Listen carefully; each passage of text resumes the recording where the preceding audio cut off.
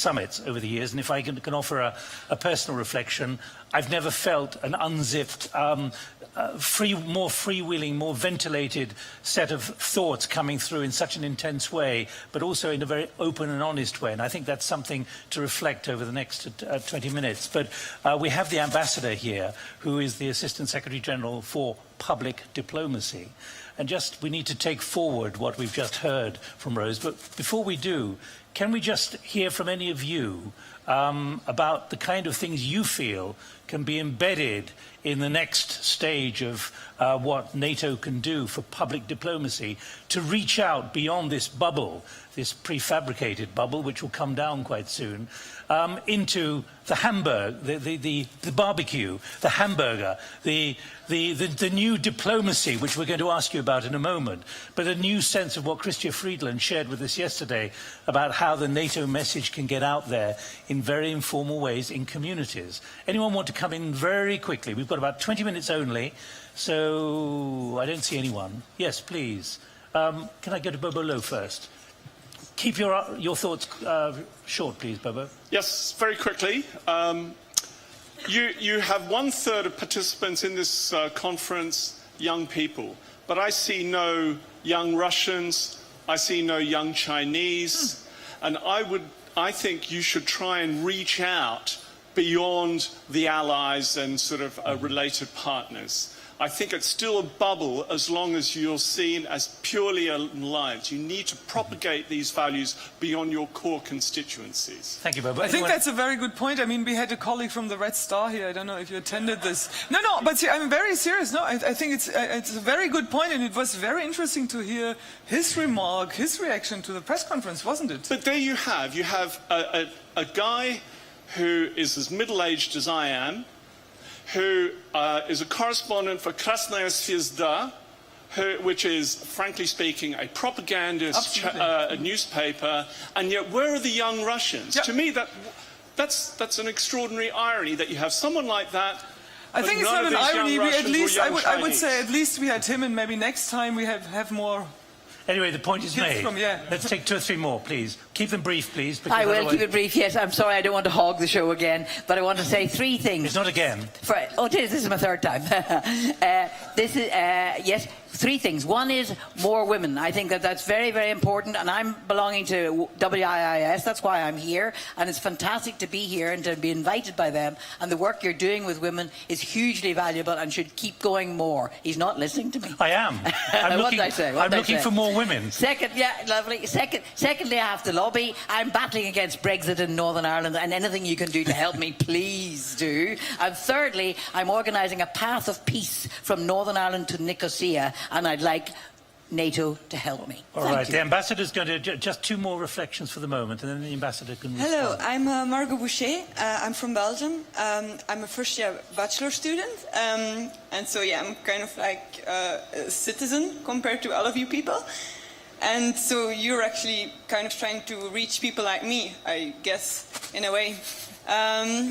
So what I was thinking of is that I learned about NATO maybe, like we saw it briefly in high school, but that was about it. So it's probably already mentioned, but that maybe seeing it a bit more in high school and focusing on my education. And also, like the Irish lady said, it's so good to see so many women here, and it just gives so much hope for the future for people like me. Okay, microphone.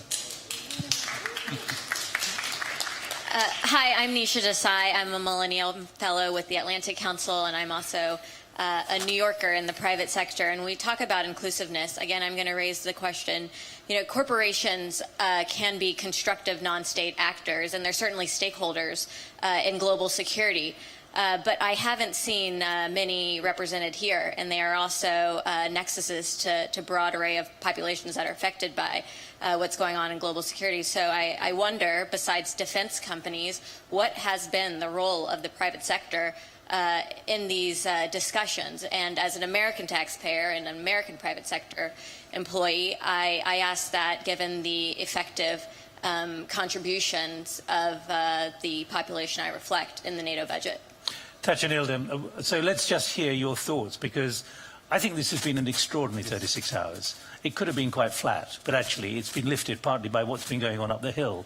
But what's your reflection about how to take this forward in the year before the 70th anniversary celebration next year? Well, first of all, thank you very much for your presence and contributions, and especially those views which I have listened carefully will be guiding us in our future work. And this interaction is so important. That's why we chose NATO Engages as the title of this event. And I'm personally very excited to see the enthusiasm of people here making their contributions. And it is thanks to our partners. We have 4 very powerful think tanks which NATO Public Diplomacy Division partnered with. When we started the journey, we were thinking so many challenges. But one thing that we all were in full agreement was to diversify the audience, to have more women, to have young generation in our midst. And in fact, when we talk about young generation, they are already leaders. They lead the discussion. And we need more of your participation and contribution. So I'm very much excited with the way this 36 hours discussion continued. So what are the ideas that are bubbling in your mind? Yeah, well, I mean, are you going to be starting NATO barbecues all over the alliance? First of all, this is a very good start for us to engage better with different audiences. And my plea to all of you is, when you organize something, just inform us. We will try to be there. I am very much interested to be part of these discussions. When I was in Bratislava for the Globsec meeting, when I heard that there was a meeting of young generation, without invitation, I showed up. I was a party crasher, and it was well appreciated, and I enjoyed listening to wonderful debate. And we should interact more. Engagement is the key word. When in my previous capacity as ambassador to OSCE, I was also trying to change a culture of engagement in that organization. But here we have a wonderful organization, and we have heard Rose, our Deputy Secretary General, talking about a great substance that this summit meeting produced. And now it is time for all of us to roll up our sleeves and start working all together. Because so what you're saying is, don't wait for an invitation from you to come here.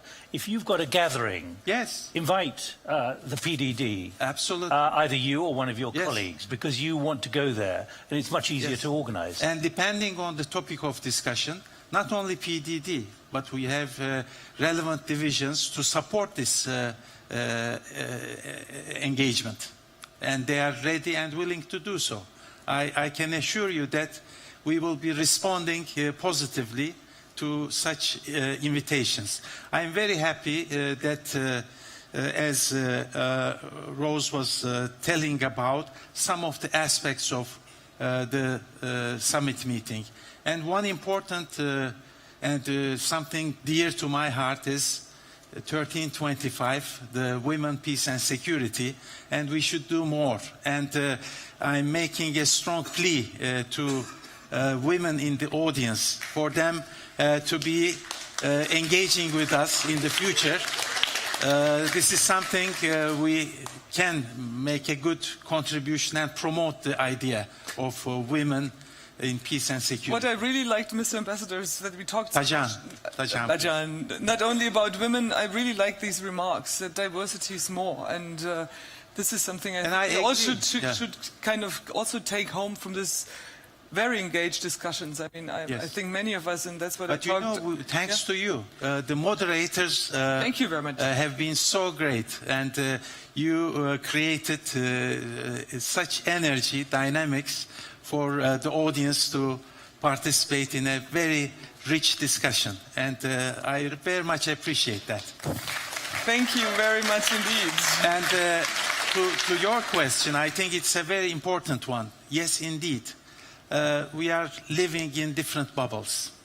In Brussels, for instance, this is my third time in Brussels, there are so many bubbles. Even in certain organizations that we talk about, we can have bubbles. We have to overcome that. And key thing is to be able to reach out to each other and to try to understand. And it is true that maybe we should go beyond that. We are interacting, for instance, with young Russian audiences, key opinion formers. It is extremely important. And I agree with you that we could have included more Russian-speaking participants in the discussion. But every experience is a lesson learned for the future, and we will take on board all the very interesting and important ideas that you have shared with us. Tacan, we're going to finish in 10 minutes, but let me invite, because I can say this, because I'm not employed by you, I'm not employed by anyone here, I'm just here because I wanted to be here, that actually probably this has had a freshness about it, simply because it wasn't organised necessarily inside the main building, and the 4 organisations have brought that freshness, because it's one stage removed. So Fred Kemp, President and Chief Executive of the Atlantic Council, Karen Dofried, and also Benedict and Karina. Do you want to say anything about how this has evolved for you? Hey, and you also can join this circus here. We were doing this the whole day. So we're going to have to... Let's make it quick, but we're going to have to moderate the four groups here. But what we're trying to do is get an idea from you about how this can go forward, how to continue a process rather than just a one-off. Very happy on behalf of WISE Brussels, but I think the global community of WISE, Women in International Security, to have been part of this endeavor. And yes, we might have been a bit of a bore constantly insisting on the sort of gender inclusion, but what it is ultimately about, for me, it's about new ideas, and it's about effectiveness, and it's about representation. So we're ready to be part of any future endeavors.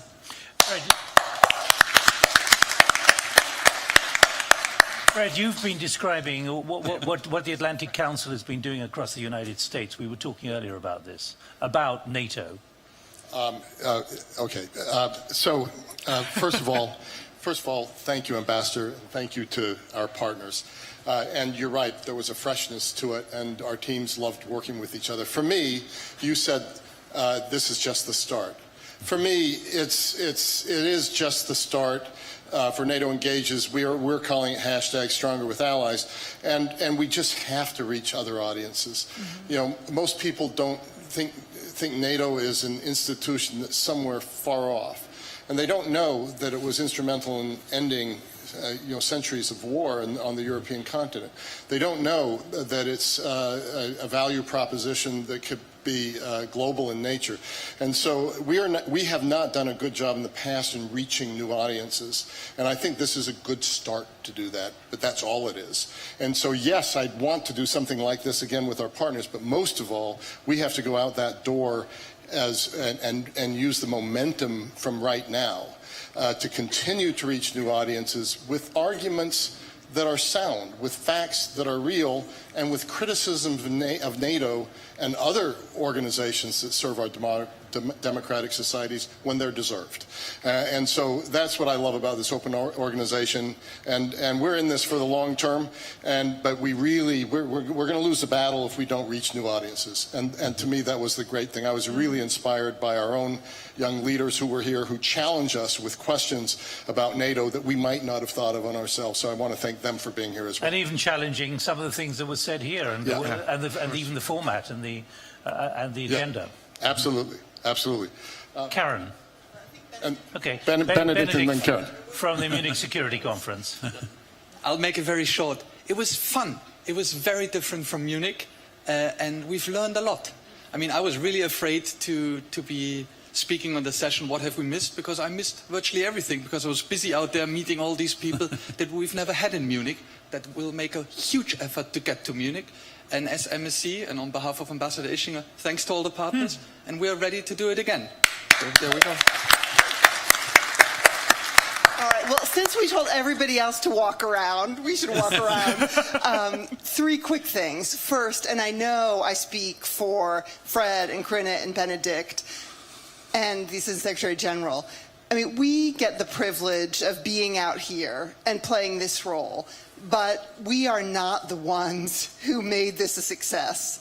And it is all the people who are behind the scenes that you're not seeing. So first, please, a round of applause for everybody who contributed to this.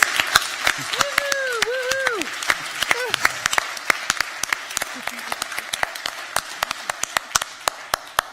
Second, I think if we've learned anything, it's that we're living in an unpredictable time. And maybe we're starting to think there's a predictability in the unpredictableness. But who knows what next year will bring? But I think that what we learned working together is, you know, there's this, we all believe that when you do things by committee, it's lowest common denominator. And I really don't think that's the sentiment we're taking away from this. It was that by coming together and having a consortium, we actually each contributed the best of our organizations. And so I think that's a learning that doesn't just apply to the next NATO summit, but I hope it's something that we integrate in the work that we do going forward every day, because I think the time that we're in means that we all need to cooperate more and coordinate better than we have in the past, because there's so much we've taken for granted that we can't take for granted anymore. And the third and final thing is, I did love Chrystia Freeland's NATO barbecue idea. But I think whatever it is that you do, whether it's in the private sector or whether it's having barbecues, the fact of the matter is that every single person in this room has agency. So if you care about NATO, if you care about the transatlantic relationship, if you think that we're better for working together, then whatever it is that you do every day, remember that and think about how you can contribute in your own way to making this relationship stronger. So that's what I want to say. Thank all of you for sticking with us for the entirety of NATO Engages. Thank you. Final word. Thank you, Karen.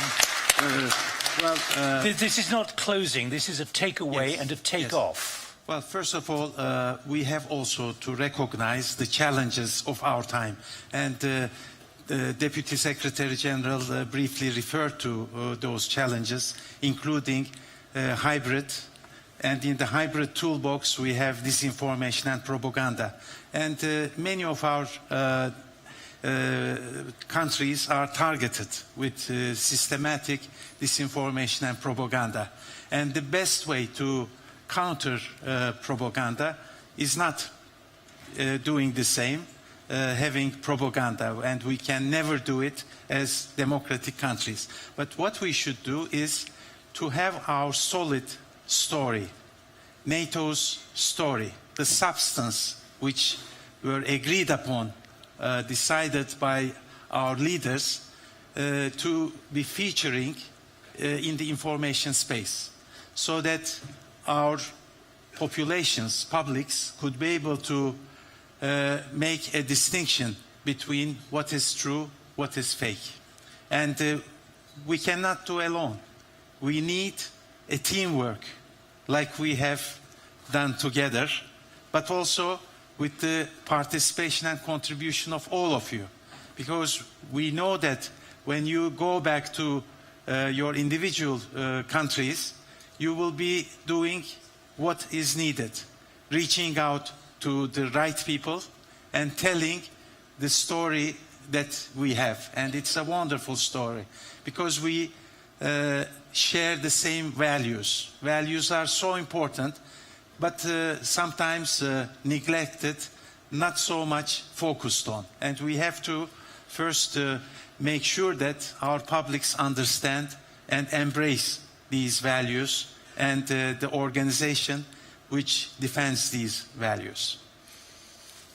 Very valid point, and I really liked some of these sections as well, which were held well during these last 2 days. One was really focusing on I don't like this term fake news, how to discover lies. So this is also something I think we can take away from these 2 days to teach each other. I think that's maybe also something NATO and all these wonderful partners can focus on a little bit more. It's like this media literacy. We all know that, how difficult it is So these days. Is it true?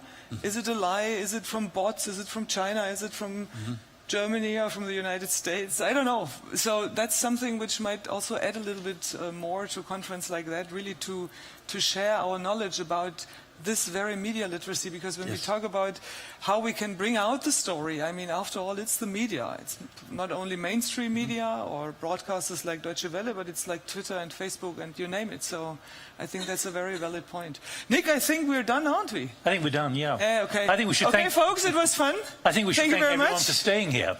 Nick, it was fun with you. Didn't know you, met you. You were great, really. Okay, bye-bye. Thank you, Mr. Ambassador. Yeah, no, I don't know. thank you. But, thank you very much. That was fantastic.